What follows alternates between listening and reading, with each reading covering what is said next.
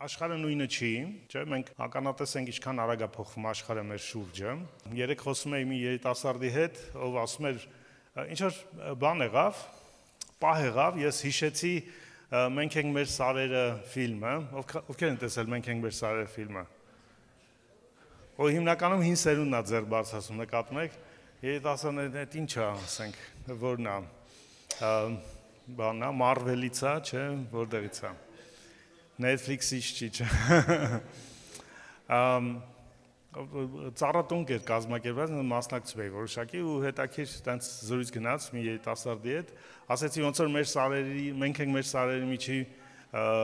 սարերը լինեն, ասեց դա ինչ է, ասեցի տենց մի մանկության ֆիլմերից է սիրված, ասեց ուզում եմ նայեմ, հասկանամ, ասի մի բան պատրաստ եղի, որ երբ որ կնայես, քեզ կտվա ուրիշ աշխարհի մասն ես նայում, Հայաստանի մասին չի, հայերի մասին չի։ Այնքան այդ սերունդը փոխվել է, այնքան տարբեր է մեր սերունդից, իմ երիտասարդության սերունդից։ Ու սա նշանակում է նաև, որ այն արագ փոփոխությունը, որ գնում է աշխարհում, եկեղեցին պետք է արագ փոխվի իր հետ։ Այսօր մասնագետները նշում են, մասնագետ կրոնական, եկեղեցական, մասնագետները, որ հետաքրքիր հոսք կա դեպի եկեղեցի երիտասարդ տարիքի երիտասարդների, մինչև 25 տարեկան։ Դա կոչվում է, այսօր կոչվում են այդ նույնիսկ հատուկ տերմին են որոշել իր համար, կոչվում է լուռ արթնություն։ Որտեղ ինչպես են սովոր եղել արթնություններին, գալիս էին ավետարանչական մեջ ժողովներ էին անում, չէ, ստադիոններ էին վերցնում, աղմուկ քաղաքում ամենտեղ բաներ էին կպցնում այդ վահանակները, հրավիրում ենք ձեզ ավետարանչական ծառայության, այդպես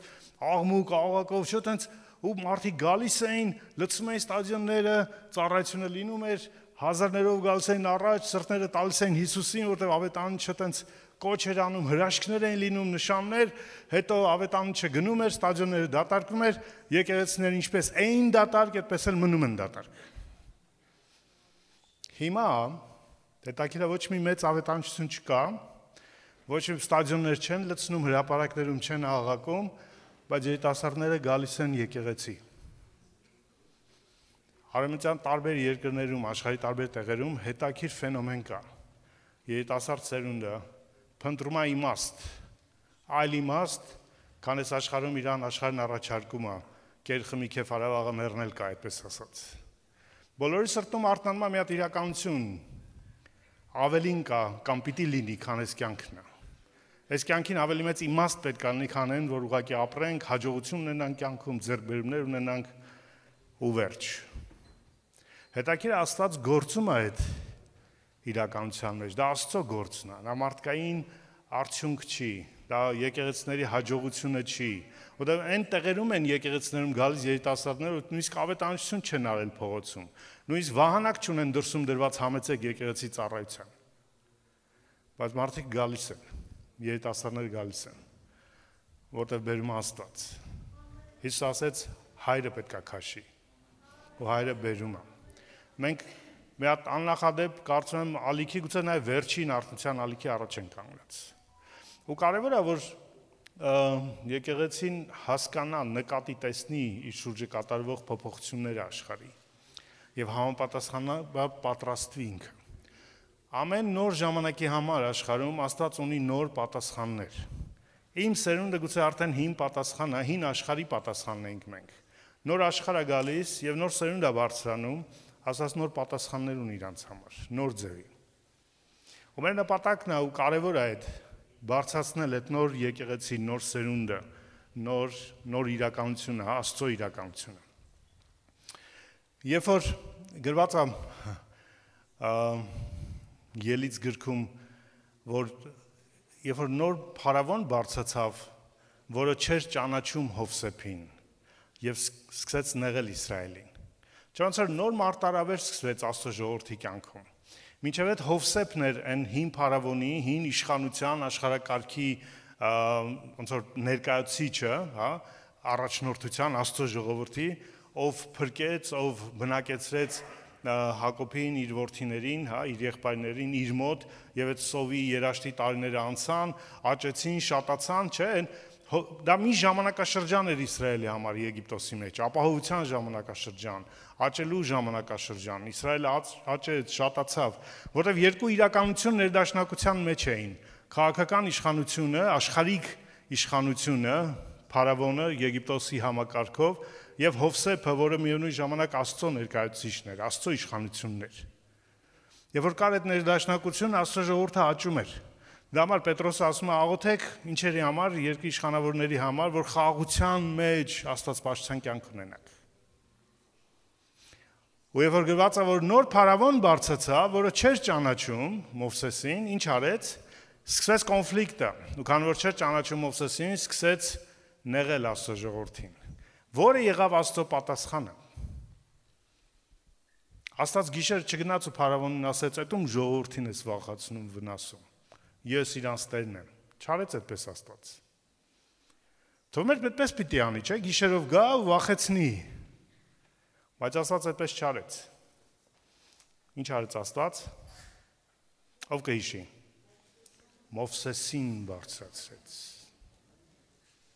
Դա Աստծո ձևն, Աստծո ճանապարհն, Աստված նոր առաջնորդություն է բարձրացնում, նոր սերունդ է բարձրացնում, ով կդիմակայի ու ասեց գնա փարավոնին ասա։ Որտեվ եթե ես գնամ փարավոնին ասեմ, դա անհամատեղելի է Աստված ու մարդ։ Մի քիչ ճիշտ չի տենց ասած էլի, հավասար չի կատեգորիաները։ Իհարկե կվախենա, իհարկե, չէ, ես քեզ եմ ուղարկում։ Դու գնա մարդ խոսի իրեն։ Որ փարավոնը չասի մի հատ մարդ չունեիր ուղարկեիր իմ հետ խոսելու, դու Աստված եկել ես իմ, արի իմ աստվածների հետ խոսի։ Ու այդպես էլ եղավ։ Մովսեսը խոսեց փարավոնի հետ, Աստված խոսեց Եգիպտոսի աստվածների հետ։ Այդ բոլոր 10 հարվածները, որ Աստված բերեց Եգիպտոսի վրա, ինչ էին։ Դա աստվածներին ապտակ էր, հայերեն չապալախ են ասում։ Ապացույցներ։ Որ թե երկրի վրա մարդ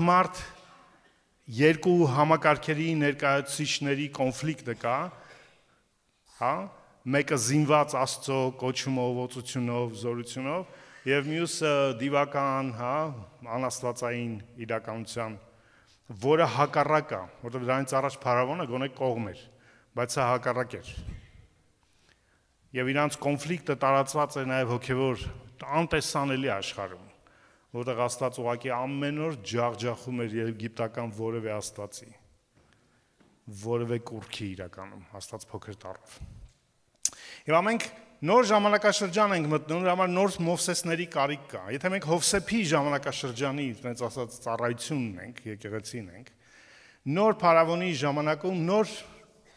նոր սերունդ է պետք, նոր մտածելակերպով, նոր օծությունով, նոր կոչումով, նոր թարմությունով։ Գիտեք, որ այսօր նույնիսկ այդ արևմտյան դեմոկրատիայի կոչված երկրներում հալածանք կա։ Անգլիայում, Շոտլանդիայում օրենք են հռչակել, չգիտեմ ասել եմ սրա մասին, որ այսպես կոչված պլանավորված ծնողության, որը իրականում աբորտների կենտրոն է, փաստացի։ Այդ կենտրոններից 200 մետր հեռավորության մինչև 200 մետր իրավունք չկա, որևէ մեկը կանգնի աղոթի անգամ։ Պատկերացնում եք, աղոթել է արգելված, ու մարդուն կարծեմ Ադամ Սմիթը անունը չեմ հիշում։ Կոնկրետ վետերանի պատերազմի, հա, հավատացյալ մեկը, որ 50 մետրի վրա ուղղակի լուռ աղոթել է։ Նկատել են, որ աղոթում է, ձերբակալել են ու դատապարտել են որոշակի։ Շոտլանդիայում պետությունը հղում է ուղարկել, հիշեցում է ուղարկել, SMS է ուղարկել բոլոր այն բնակավայրերին, տներին, բնակիչներին, որոնք 200 մետրի վրա են գտնվում այդ կենտրոններից, որ հանկարծ այս պերիմետրի մեջ, այս 200 մետրի վրա աղոթք չլինի այդ կենտրոնների համար։ Նկատելի, որ պատկերացնում եք, դա արևմտյան Եվրոպան է, քաղաքակրթության կենտրոնը, դեմոկրատիայի ջատագովը։ Դուք մտածում եք հալածանքը մենակ Չինաստանում եւ իսլամական երկրներում, հալածանք ամբողջ աշխարհում է լինելու։ Նոր ժամանակ կա, ու Աստված նոր սերունդ է բարձրացնում։ Ու մեր ջանքն է լինելու որպես եկեղեցի բարձրացնելու այդ նոր սերունդին։ Ձեր աղոթների մեջ հիշեք մեր երիտասարդներին, այն երիտասարդներին, որոնք դեռևս աշխարհում են ու Աստված պիտի կանչի։ Ես հավատում եմ նոր շարժի Հայաստանում նոր ալիքի ականատես ենք լինելու։ Իսկ դա չի լինում առանց աղոթքի, առանց մասնակցության, հա, իրանց հրավիրեք ձեր տասնյակներին, շփվեք իրանց հետ, մեր լավ երիտասարդներին, հորդորեք իրանց, իմացեք իրանց անունները, իրանց կարիքները, աղոթեք իրենց համար։ Մենք ապահովում ենք թագավորության վաղվա օրը, եկեղեցու վաղվա օրը։ Դավար նաև մենք մեծ ջանք ենք դնում ու մեծ ծախս ենք անում որոշակի մեր երիտասարդների համար ու պիտի անենք, որպեսզի ապահովենք հաջորդ սերունդը, Աստծո թագավորության ապագան։ Բարդ Տիրոջ իրենց համար, շնորհակալ ենք յուրաքանչյուրի համար, Տերորդն իրանց ու իրանք մեր աղոթների մեջ են։ Մենք մի քանի շաբաթ խոսում ենք ճանապարհի մասին, հա, ինչ սկսած Հիսուսին Աստծո որդի եւ Մեսիա Քրիստոս դավանելուց Պետրոսի Իսրայելի հյուսիսում ամենավերին սահմանից են կողմ, Հիսուսը երեսը թեքեց, չէ, դեպի Երուսաղեմ ու իջավ։ Դա մի հատ ուղի էր, ճանապարհ էր դեպի Երուսաղեմ, դեպի հարություն, չէ, փաստացի, որտեղ ճանապարհը չվերջացավ զուտ խաչելությամբ, ճանապարհը շարունակվում է հիմա նաև։ Բայց այդ ճանապարհի մեջ մենք խոսեցինք, որ մի քանի բաներ եղան, հիշում եք, վեճը ճանապարհին, վախը ճանապարհին, լացը ճանապարհին, չէ։ Եվ ճանապարհի վերջում այդ իր համբարձելուց առաջ Տեր Հիսուսը մի պատվեր տվեց, որ կարդում ենք Մատթեոս 28-ում, ազգերին ավետանելու մասին։ Հիշում եք, գնացեք բոլոր ազգեր ավետանեք։ Հետաքրքիր որ աշակերտները չզարմացան, չէ՞, չասին, «Վաու, ազգեր, ինչ գործ ունենք ազգերի հետ»։ Հակառակը կարծես թե իրանք գիտեին դրա մասին։ Իրականում գիտեին, որտեղ ազգերին ավետանելու, ազգերին Իսրայելի Աստծուն բերելու կամ միակ կենթանի Աստծուն, որտեղ Իսրայելի ոչ թե այն Աստծուն, որ պատկանում էր Իսրայելին, այլ այն Աստծուն, ում պատկանում էր Իսրայելը իրականում։ Օրինակ մեկ որ ասում են իմ եկեղեցին, չի շանգում, որ եկեղեցին, որ ինձ է պատկանում, հա, այլ եկեղեցին, որին ես եմ պատկանում, չէ՞։ Որպեսզի ազգերը ճանաչեն այդ Աստծուն, միակ կենթանի ու ճշմարիտ Աստծուն։ Այս իրականությունը, այս խնդիրը, հա, այս տեսլական Աստծո, որպեսզի ազգերը ճանաչեն իրեն Իսրայելի միջոցով, սա հենց սկզբից Իսրայելի ընտրության նպատակն էր։ Աստված որ ընտրեց այդ ժողովրդին, չասեց ընտրեցի, որ ուղղակի դուք ամենալավը լինեք։ Ես ընտրել եմ, ամենավատին եմ ընտրել իրականում, ասեք ամեն։ Գոնե հայերս գիտեն ինչ է դա նշանակում։ Ամենավատին ընտրել եմ, որպեսզի փառավորվեմ, որտեղ որ լավին ընտրեմ, կասեն, հա, դե մեծ ուժեղ ազգեր բնական է, հա, բայց չէ, ընտրեց ամենավատին։ Այդ նմանն է նրան, երբ որ օրինակ զույգով խաղեր կան, չէ, թենիսն է զույգերով։ Պատկերացեք երկու ուժեղ խաղացողի դիմաց մեկը, որ կարող է ընտրել մեկ այլ ուժեղ խաղացողի, երկու ուժեղի դիմաց խաղալու, հնարավորություն շատ կա, ասենք, այնտեղ կան աշխարհի չեմպիոններ գուցե, հա, ինքը ընտրում է ամենավատ խաղացողին, ու երբ որ իրեն զույգը հաղթում է, բոլորը չեն ասում ապրի են վատ խաղացողն էր հաղթեց։ Բոլորը ինչ են ասում, այս մեկը, չէ, որտեղ վատ խաղացողը իրականում ավելի խանգարում է, քան օգնում է։ Ճիշտ նույն ձևի Աստված ընտրեց այդ ժողովրդին ոչ թե իրանք լավն էին, այլ որպեսզի երևա ինչքան լավն է ինքը Աստված։ Ու Իսրայելի ողջ պատմությունը Աստծո լավ լինելու պատմությունն է։ Ու Իսրայելի պատմության մեջ կար այդ Աստծո դրած տեսլականը, որ ես չեմ ընտրել, որտեղ դու ձեր համար, այլ ընտրել եմ ձեր միջոցով ազգերին հայտնի դառնալու համար։ Ճիշտ ոնց որ Մովսեսի համար այդ այրմող մորերին նշան էր, այդպես էլ Իսրայելը պետք է նշան լիներ ազգերին գրավելու համար։ Հիմա Սաղմոս 87-ում տեսնում ենք ևս մի նման հիշատակություն ազգերին հասնելու, ազգերին դեպի Աստված բերելու մասին։ Ու ինչի է սա կարևոր, որտեվ Աստված ողջ իր գործունեության ընթացքում հայտնել է իր նպատակի մասին։ Դա մի բան չէ, որ առաջի օր իրանք լսեցին ազգեր ինչ գործ ունենք ազգերի հետ։ Վաու, ասեն սա այն որ խոստացված էր։ Մենք այդ մեծ տեսլականի, այդ մեծ խոստումի կատարման մասն ենք։ Ազգերին Աստծուն բերելու, Յահվեին բերելու նպատակի մեջ։ Ինքը շատ հրաշալի հետաքրքիր սաղմոս է, կարճ է, ընդամենը 7 համար է, 7 խոսք է։ Հուսով եմ նաև շատերը ծանոթ եք։ Եկեք ընթերցենք միասին, ամեն մեկը բացեք ձեր Աստվածաշունչը, երգ ուղղված Սիոնին։ Նրա հիմքերը սուրբ լեռների վրա են, Տերը Սիոնի դռները Հակոբի բոլոր բնականներից ավելի է սիրում։ Փառավոր բաներ են պատմում քո մասին, ով Աստծո քաղաք։ Ռահաբը, Բաբելոնը պիտի հիշվեն քեզ ճանաչողների մեջ։ Հապղշացիների երկիրը եւ Տյուրոսը եւ Քուշը կամ Եթովպիան նրանց մեջ են։ Սրանք էլ այնտեղ են ծնվել։ Եվ Սիոնի համար պիտի ասվի, թե այս մարդը կամ այն մարդը այնտեղ է ծնվել, Սիոնում։ Ու եւ Բարձրյալը ինքը պիտի հաստատի նրանց։ Տերը ազգերին իր գրած ժամանակ կամ հաշված ժամանակ պիտի ասի, թե սա այնտեղ է ծնվել կամ Սիոնում է ծնվել։ Եվ երկեցողները նույնպես, եւ սրնգահարները պիտի ասեն, որ իմ բոլոր աղբյուրներս ուրախության քեզանից են, ով Սիոն։ Ամեն։ Ինչ հրաշալի գեղեցիկ երգ է կամ Սաղմոսը։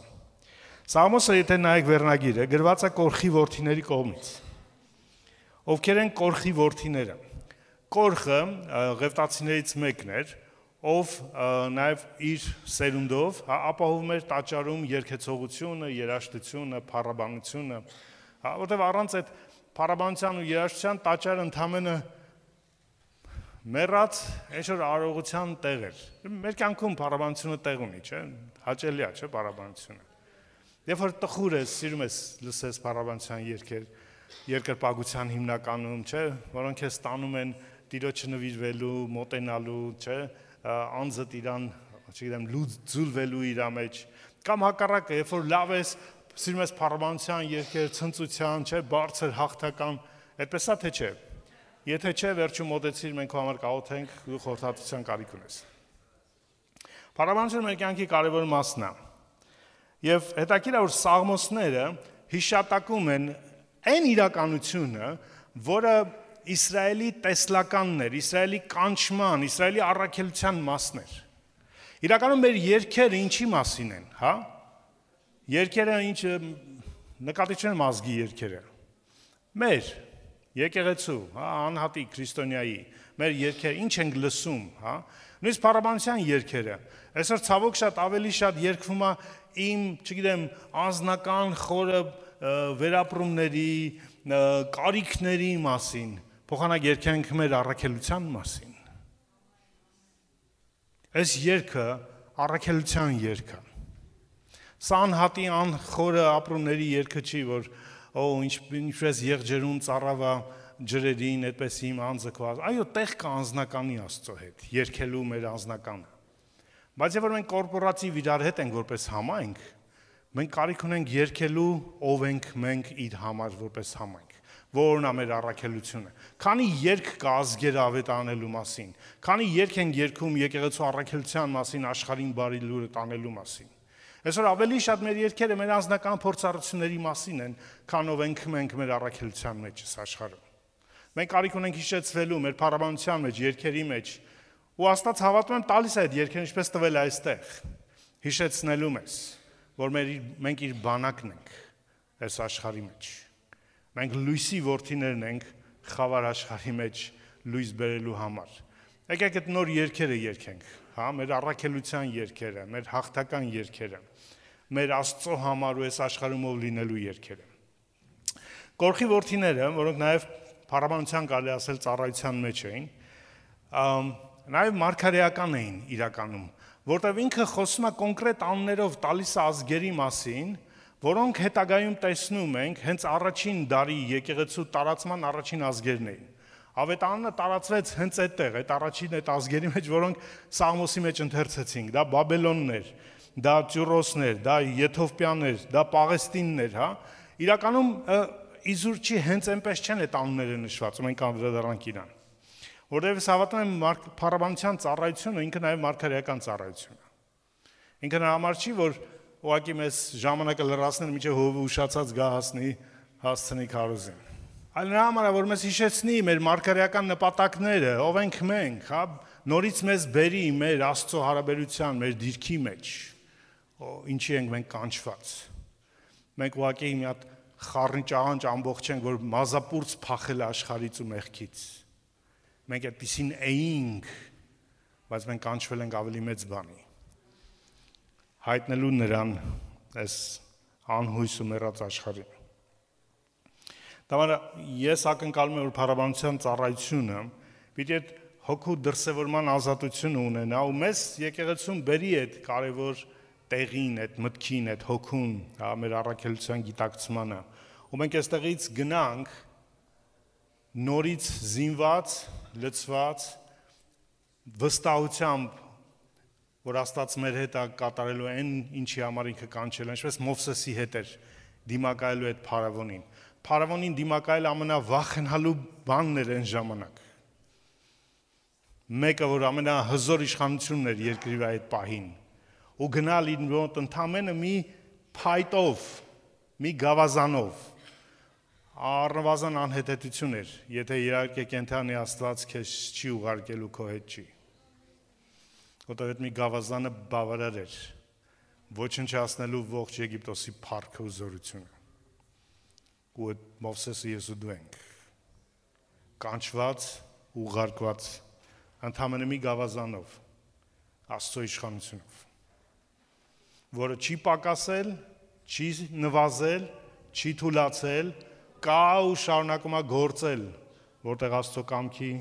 դրսևորման կարիք կա։ Այս Ամոսը Աստծո փրկության ծրագիրն է արտացոլում, շատ գեղեցիկ, երկեցիկ ձևի, որտեղ երբ որ Հիսուսը ասում է գնացեք, միցակ բան տենց զինվորական զգացում ենք ապրում, չէ՞, տենց մարշի, բայց այս Ամոսը բերում է դրա հետ այն էմոցիոնալ, այն հաճելի, չէ, զգայական իրականությունը, որտեղ ոչ թե զուտում ենք այդ զինվոր, տենց խիստ, կարգապահ, չգիտեմ ինչ վիճակում ենք, այլ իրականում վայելքի, էմոցիոնալ, սրտի, դրսևորման ու վայելքի իրականությունում։ Առաջ երկու խոսքերը սկսում են նրանով, թե ինչա ով է Սիոնը Աստծո համար, որ ինքը հաստատված է սուրբ լեռների վրա։ Ինչի վրա է եկեղեցին հաստատված։ Որն է մեր եկեղեցու սուրբ լեռները։ Լեռը դա են անխախտ, չէ՞։ Պողոսը որ գրում է Կորինթացիներին, ասում է ոչ ոք նոր հիմք չի կարող դնել, քան որ արդեն դրված է Աստծո կողմից, ու այդ որ հիմքն է, որ լեռն է, որ ժայռն է, Հիսուս Քրիստոս լեռը։ Իր հայտնությունը։ Դա համար որ Պետրոս ասեց դու ես Քրիստոս կենթանի Աստծո որդին, ասե այդ լեռն էր, այդ ժայռն էր, որի վրա կառուցում է, ասեց ես սրա վրա պետք է կառուցեմ իմ եկեղեցին։ Ճիշտ նկատի ուներ այս Սաղմոսը, Սիոնը կառուցվում է այդ անխախտ սուրբ լեռների վրա, հայտնության վրա, ով է Հիսուսը, Աստծո որդին, հավիտենական որդին Աստծո իրականում եւ օծյալը։ Ու դրա համար տեղից սկսվեց, առաջին անգամ Հիսուսը եկեղեցու անուն է տեղ է տալիս։ Կարելի ասել եկեղեցու ծնունդը սկսեց այն պահից, երբ որ Հիսուսը խոսեց իր մասին, ասեց իրեն, արտահայտեց այդ, դրսևորեց իրեն։ Սա կառուցված է այդ սուրբ լեռների վրա։ Եվ ավելի սիրելի է, քան Հակոբի վրանները։ Հակոբի վրանները պետք է հասկանալ ինչ նկատի ուներ։ Սիոնը դա Երուսաղեմի մի լեռն էր, որը համարվում էր Աստծո լեռը, եւ ողջ Իսրայելը իր շուրջն էր տեղաբաշխված տարբեր ցեղերով, ամեն ցեղ իր տարածքը ուներ։ Ու կարծես Սաղմոսը ասում է իրականում Աստծո նպատակը, Աստծո արժեքը, Աստծո գնահատականը ոչ թե կենցաղն է, այդ վրանները, այն ապրելը եւ այլն, ով ումից տարբեր է, այո տարբեր են այդ ցեղերը, Հուդայի ցեղը տարբեր էր Նեփթալղիմից եւ այլն, ամեն մեկը իր նույնիսկ ամեն ցեղ առանձնատուկ իր գործունեությունն ուներ, ոմանք անասնապահ էին, ոմանք այգեգործ էին, տարբեր էին այդ ցեղերը եւ ապահում էին դրա համար նաեւ այդ ցեղերը տարբեր բան էին ապահովում Թագավորի պալատում, տարբեր մթերքներ եւ այլն, մեկը ձիերներ ապահովում մի ցեղը եւ իրանք տարբեր էին իրանց կենցաղով, բայց Աստված ասում է այդ չի կարեւորը որ դուք տարբեր եք, լավ է որ դուք տարբեր եք, այդ տարբերությունը ոչ մեկը ոչ մեկից առավել չի, դրանք բոլորը լավ են ու պետք են, առավել Աստծո ներկայությունն է, համայնք լինելն է։ Սիոնը դա Աստծո եկեղեցին, Աստծո բնակության վայրն է։ Ու Աստված չի ընդգծում մեկի տարբերությունը մյուսից որպես կարևոր։ Աստված ընդգծում է իր ներկայությունը որպես կարևոր։ Դա որ ես գնում եմ որևէ համայնք ծառայելու կամ հյուր եմ գնում, ինձ մի բան է հետաքրքրում, ինձ չի հետաքրքրում ինչքան իրանք տարբեր են մեզանից։ Այո կարող են շատ տարբեր լինել։ Գնացեք կաթոլիկների մոտ, ուղղափառների մոտ, եպիսկոպալների մոտ, տարբեր են քրիստոնեական համայնքները, իրանք շատ տարբերություններ ունեն։ Մի բան է մեզ միացնում բոլորիս. Աստծո ներկայությունը։ Եթե ինքը կա, ինքը Աստծո եկեղեցին է։ Եթե ինքը չկա, ուզում է ինքը ժամանակակից թվացial, չգիտեմ, լույսային էֆեկտներով, սուպեր խարիզմա ծառայություններով համայնք լինի։ Եթե չկա Աստծո ներկայությունը, չկա Աստծո եկեղեցին, չկա Սիոն Աստծո։ Որը տարբեր ձևերով, տարբեր բաներով կարելի է կազմակերպել ծառայություն, հավաքել մարդկանց, զվարճացնել ու զարմացնել։ Բայց մի բան է, որ պետք է ձգի մեզ ու մի բանի համար ենք այստեղ իր ներկայության համար։ Ու դա է Սիոնի կարևորությունը։ Աստծո քաղաքի, Աստծո ներկայության, Աստծո բնակավայրի, տենց ասած կարևորությունը։ Ու այդ քաղաքը Աստծո բնակավայրը, այն ինչ որ Աստծունն է, տարբեր էր հակադրված է մեկ այլ իրականության, մեկ այլ քաղաքի, Բաբելոնի, որը սկսած ծննդոցից մինչև հայտնության գիրքը հիշատակված է։ Ծննդոցում, օրենքում, մարգարեական գրքերում, պատմական գրքերում, Սաղմոսում կարդացինք հիշատակված է Բաբելոնը։ Իր վերջի հիշատակությունը հայտնության գրքում 17-ից սկսած, մինչև վերջին վախճանը, որ ընկավ մեծ Բաբելոնը։ Ու Բաբելոն դա զուտ քաղաք չի լինելու Բաբելոն անունով քաղաք երկրի վրա, հին Բաբելոն ավիրվել է, բայց Բաբելոնի հոգին շարունակվում է, Բաբելոնի մտածելակերպը, ինչ է դա Աստծո դեմ ըմբոստությունն, առանց Աստծո կյանքը կառուցելն է, առանց Աստծո օրենքների, առանց Աստծո ներկայության ապրելն է, ցանկացած մարդկային կյանքի իրականություն, որտեղ չկա աստվածային ներկայությունը եւ Աստծո կամքի իրականությունը Բաբելոնը։ Սիոնը կամ Երուսաղեմը դա այն իրականությունն է, անկախ իր ձևից, տեսքից, որտեղ կա Աստծո ներկայությունը։ Եթե դու գնաք չինացիների մշակույթ, լրիվ տարբեր է մեր մշակույթից, գնաք աֆրիկյան մշակույթները, շատ տարբեր են իրանք, որպես մշակույթ, որպես մարդկային կյանքի դրսևորումներ, քաղաքակրթական, դրսևորում շատ տարբեր են։ Բայց եթե դու կգտնես այնտեղ Աստծո ներկայությունը, դու Սիոնում ես, դու Երուսաղեմում ես։ Ու հակառակը, եթե գնաս նման քո, ազգային, էթնիկ, չգիտեմ, ընտանեկան, մեկ այլ միջավայր, որ շատ նման եք մշակույթով, բայց չկա Աստծո ներկայությունը, այնտեղ Բաբելոնն է իրականում։ Այդ երկու իրականությունները Երուսաղեմի կամ Սիոնի ու Բաբելոնի միշտ հակամարտության մեջ են, միշտ համատեղ ներկա են, միշտ կան այնտեղ։ Ու հարցը ծագում, ինչպիսին է մեր վերաբերմունքը կամ մեր հարաբերությունը իր հետ։ Ինչ պետք է անել այդ երկու իրականությունների առումով։ Երուսաղեմը կամ Սիոնը, ոչ թե ֆիզիկական քաղաք Երուսաղեմը ճիշտ հասկացեք, ինչպես ֆիզիկական Բաբելոնը չկա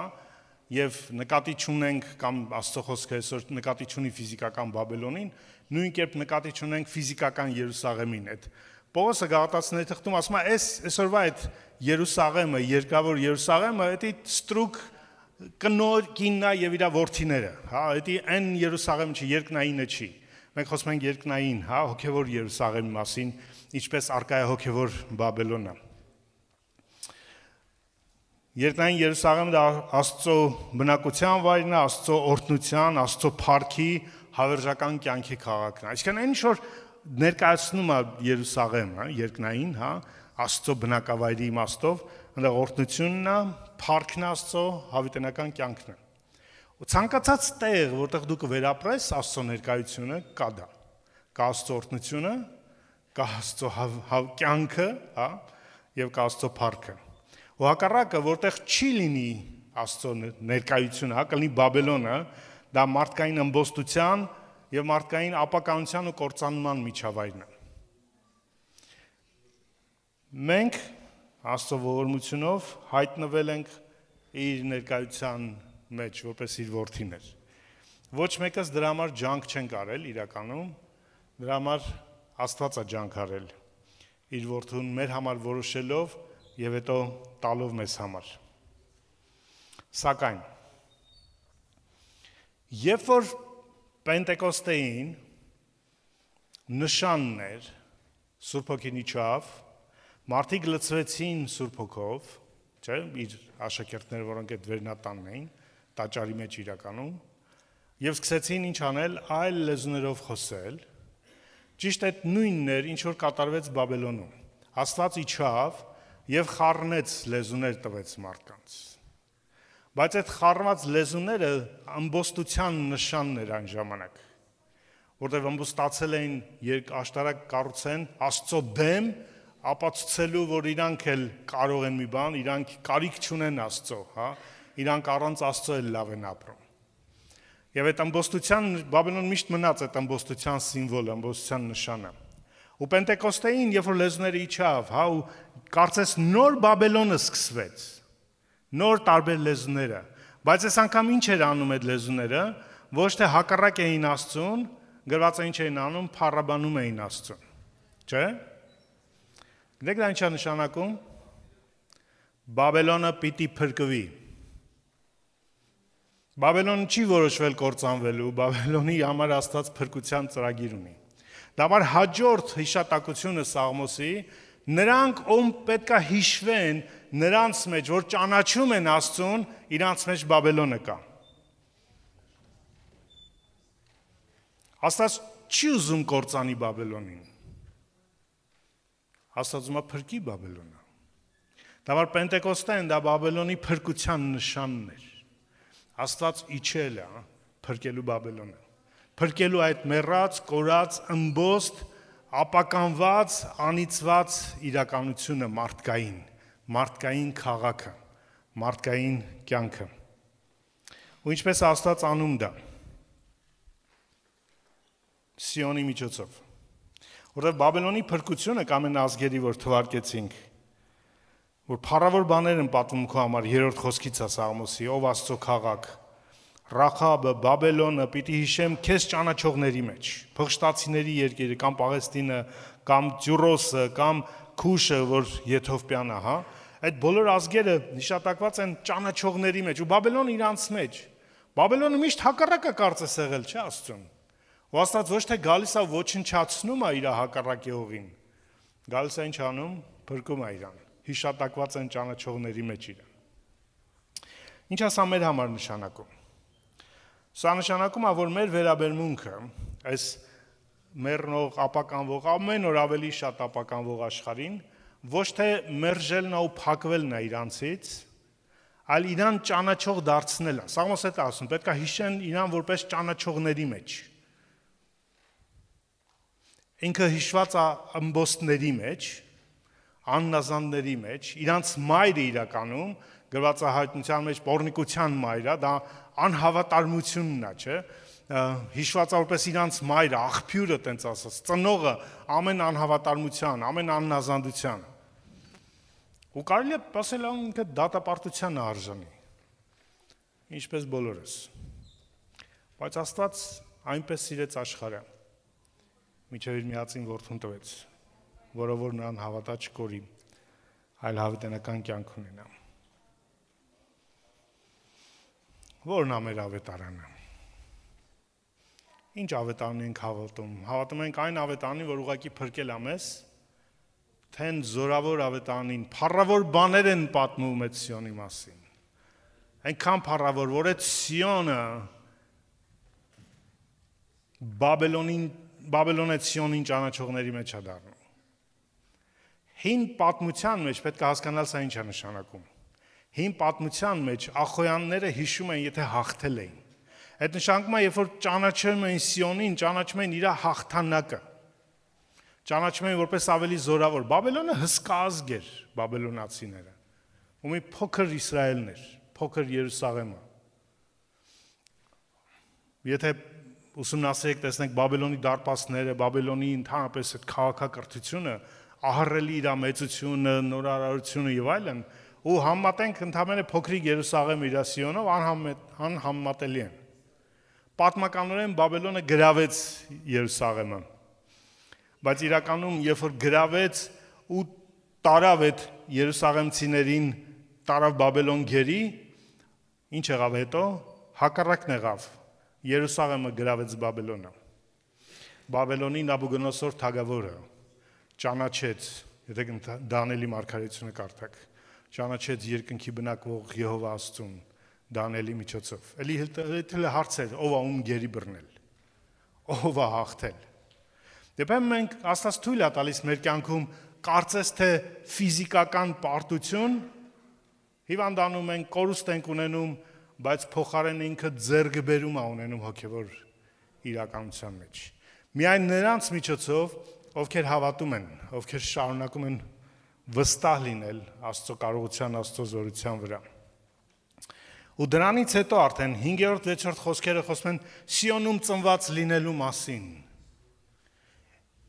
Որտեղ ողջ իմաստը այդ Բաբելոնին հիշատակելու այդ Սիոնում ծնվելն է, վերստին ծնունդն է նոր կտականի լեզվով խոսած, ասված։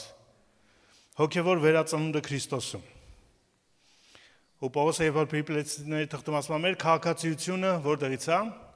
երկնքից է, լավ նոր ծնունդի, նոր քաղաքացիությունն է, ու դա ասել Հռոմի քաղաքացի լինելով, Պողոսը վտանգում էր իր անձնական կյանքը իրականում։ Դա նշանակում է, որ ինքը հրաժարվում էր հռոմեական քաղաքացիությունից, այլ քաղաքացիություն ճանաչելով մենը վերացական քաղաքացիություն, երկրային քաղաքացիություն, որ նշանակում էր երկրային կայսր պիտի լիներ, երկրային կայսրություն պիտի լինի, երկրային կայսրության քաղաք պիտի լինի։ Ու դա մետաֆորիկ գեղեցիկ արտահայտություն չէ, դա իրականություն էր, ինչին Պողոսը հավատում էր, որի համար ծառայում էր, որտեղ անձամբ հանդիպել էր այդ կայսրության կայսրին, Դամասկոսի ճանապարհին, ով ասեց ես Հիսուսն եմ։ Ու մենք այդ կայսրության քաղաքացիներն ենք, որտեղ բաբելոնացիները փրկվում են ճանաչելու մեր կայսրին։ Ու մեր նպատակը իրանց այդ վերստին ծնունդն է, իրանց հաղթելը չի, ֆիզիկական, չգիտեմ, կամ լեզվակող անելը չի, այլ ճանաչելն է Հիսուսին։ Այսօրվա խնդիրը եկեղեցի աշխարհ հաղորդակցության ինտելեկտուալ առավելությունը չի, հաղթել իրանց մեր ինտելեկտի կարողությամբ։ Չգիտեմ, մրցել կազմակերպվածության մեջ, կարողության մեջ, հարստության մեջ, մենք մի բանում ենք մրցում, որը ոչ ոք չի կարող մեզ հաղթել, Աստծո ներկայության վերապրումով, Հիսուսի մեջ գտնվելով, Հիսուսինը լինելով, ու այն մեծ նպատակը Աստծո իրականում հենց դա է։ Եփեսացիս առաջի գլխում 9-10 խոսքերում կարդում ենք, որ մեզ նախապես ընտրեց դրա համար, որպեսզի ամեն բան բերի Քրիստոսի մեջ, ամեն ինչ, ինչ որ կա երկնքում ու երկրի վրա։ Ու մենք կոչված ենք դրան, որպեսզի ամեն բան բերեն Քրիստոսին, Քրիստոսի ճանաչմանը, ոչ թե մեր իմաստության, մեր խելոքության, չգիտեմ, հավատքի, եկեղեցու, մեր հարանվանության, մեր հովի, Քրիստոսի ճանաչմանը։ Վերստին ծնունդը հնարավոր չէ առանց Հիսուսին սիրարվելու, առանց Հիսուսին ճանաչելու,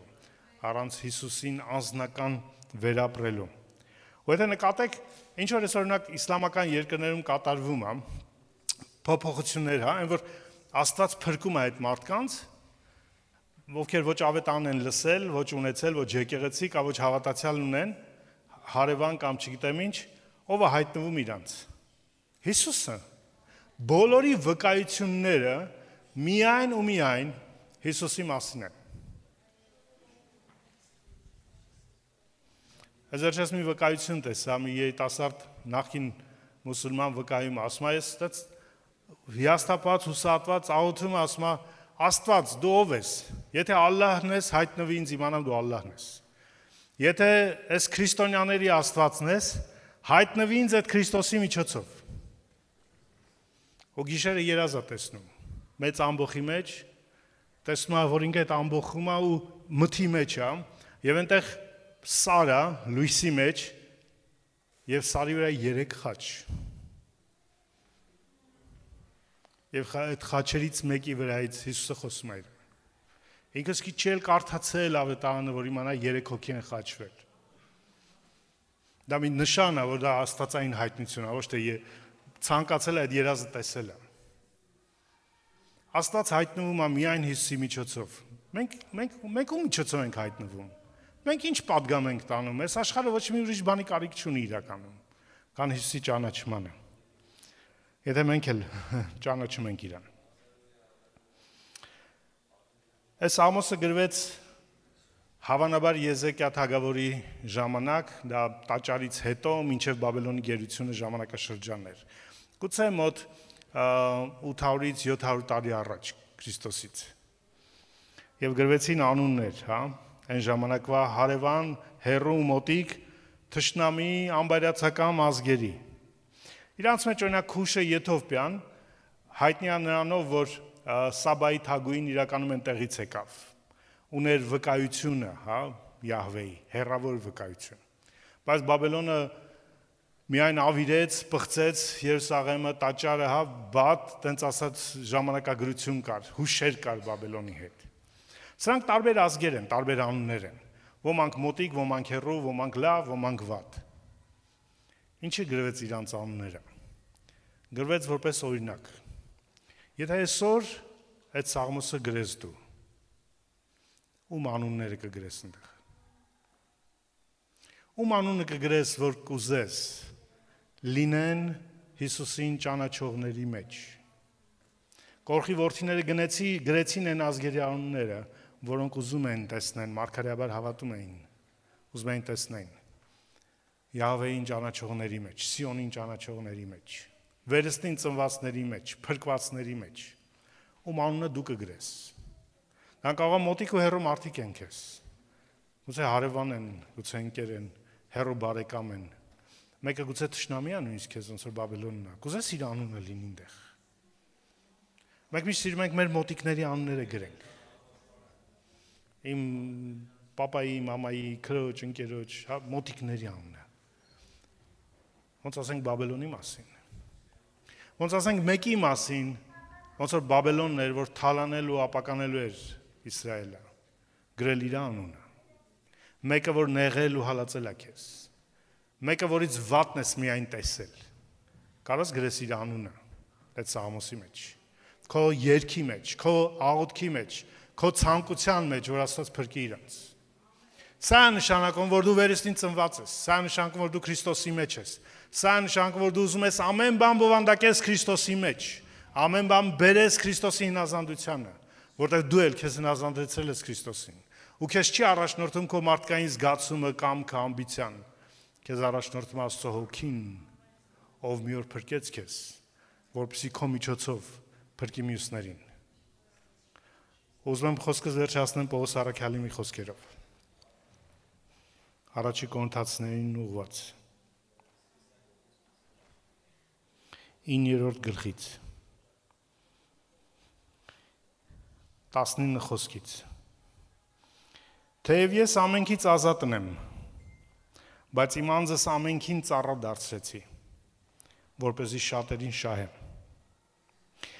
Ամենքին ծառա, բայց շատերին կշահես, ամենքին գուցե չշահես։ Որտև ամեն մարդ ի վերջո ինքն է ընտրում, կընդունի քո վկայություն թե չէ, կհավատա Հիսուսին թե չէ։ Բայց դու քեզ հասանելի ես դարձնում ամենքին։ Հրեաների հետ հրեայի պես եղա, որպես հրեաներին շահեմ։ Օրենքի տակ եղողներին օրենքի տակ եղողի պես եղա, ոչ թե ես օրենքի տակ էի, բայց որպեսի օրենքի տակ եղողներին շահեմ։ Օրենքի տակ չեղողների հետ,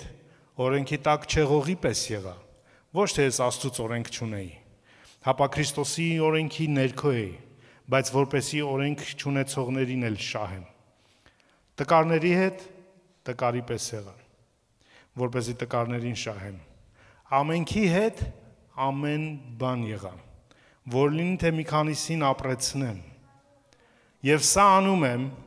ավետարանի համար, որպեսի նրա մասը լինեմ։ Սա է ավետարանը։ Թեև դու ազատ ես, Աստծո որդի ես,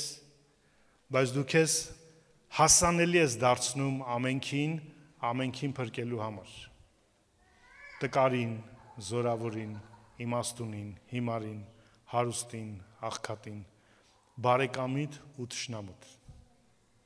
Սա է Հիսուսի ավետարանը։ Ու սա է գործում Աստված։ Ու մենք չենք անիծում Բաբելոնը, մենք փրկում ենք իրեն։ Մենք անչված ենք բարի լուրը տանելու ամեն մարդկային իրականության մեջ։ Նույնիսկ այն իրականության, որ մարդիկ իրենք են մերժել, մարդիկ իրենք են անիծել, մարդիկ են դատապարտել, Աստված գնում այնտեղ փրկելու իմ ու քո միջոցով։ Գրիր քո Սաղմոսը այսօր։ Գրիր քո անունները այսօր։ Կանգնենք իր առաջ հիմա։